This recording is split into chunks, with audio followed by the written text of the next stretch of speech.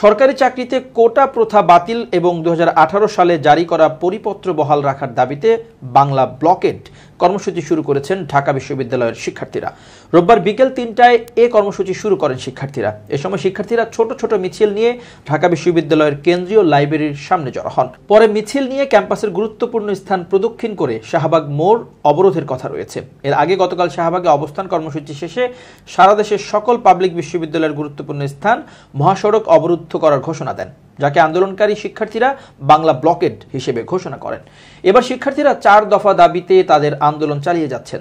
দাবিগুলো হলো: 1. 2018 সালে ঘোষিত সরকারি চাকরিতে কোটা পদ্ধতি বাতিল ও মেধাভিত্তিক নিয়োগের পরিপত্র বহাল রাখা। 2. পরিপত্র বহাল সাপেক্ষে কমিশন গঠনপূর্বক দ্রুত সময়ের মধ্যে সরকারি চাকরির সমস্ত গ্রেডে অযৌক্তিক ও বৈষম্যমূলক কোটা বাদ দেওয়া। 3. সরকারি চাকরির নিয়োগ পরীক্ষায় কোটা সুবিধা একাধিকবার ব্যবহার করা যাবে না এবং কোটায় যোগ্য প্রার্থী না পাওয়া গেলে শূন্য পদগুলোতে মেধা অনুযায়ী নিয়োগ দেওয়া। 4. দুর্নীতিমুক্ত নিরপেক্ষ ও মেধাভিত্তিক আমলাতন্ত্র নিশ্চিত করতে কার্যকর ব্যবস্থা গ্রহণ করা। প্রসঙ্গত 2018 সাল পর্যন্ত বাংলাদেশের সরকারি চাকরিতে 56% কোটা ছিল।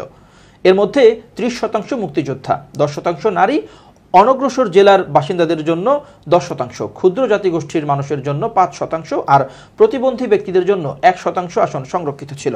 ওই বছর ঢাকা বিশ্ববিদ্যালয় সহ দেশের বিভিন্ন শিক্ষা প্রতিষ্ঠানে কোটা সংস্কারের দাবিতে বড় বিক্ষোভ হয়।